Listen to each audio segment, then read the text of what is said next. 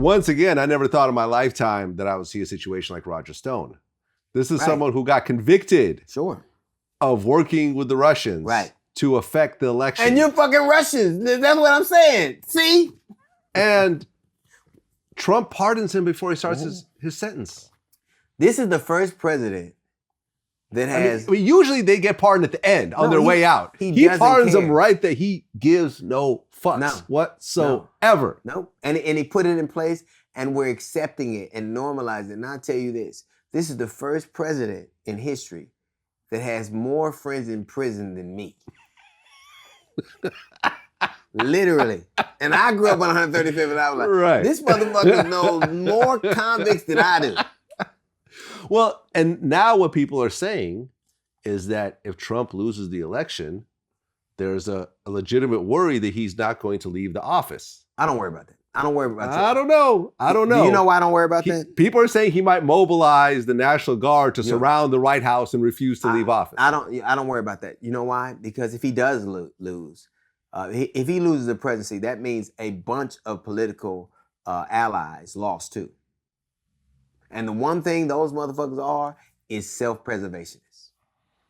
They like Trump and fear Trump because he's to be feared. If he loses, they will abandon that ship like fucking rats. Well, you know, I have a friend who works with the mayor of D.C., who we interviewed not too long ago. And he was telling me how Trump actually tried to pull that in D.C. He tried to bring the National Guard to basically take over the police force in D.C.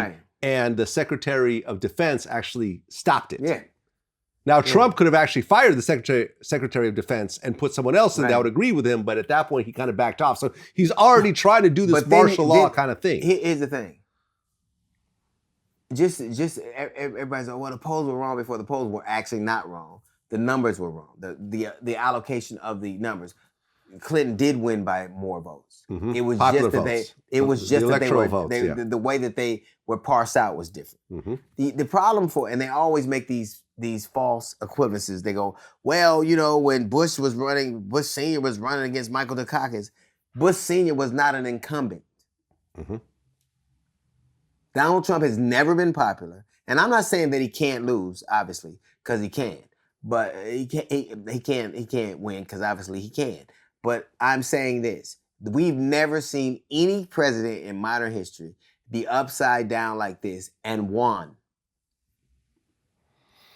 Because what does he, and it's all his doing. Right now, we're in the situation that we're in right now because he was ignorant and incompetent.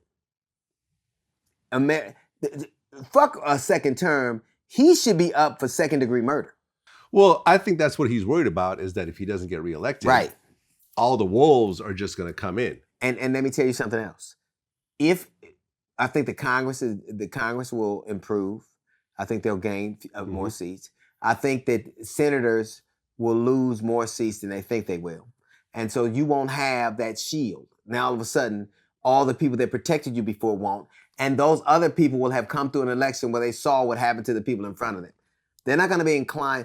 People fear him. They don't love or respect him. And the minute they don't have to, they're self-preservationists. The minute they don't have to, watch this. If his numbers keep tanking like this, they're going to not only start to abandon him, they're going to vocally abandon him.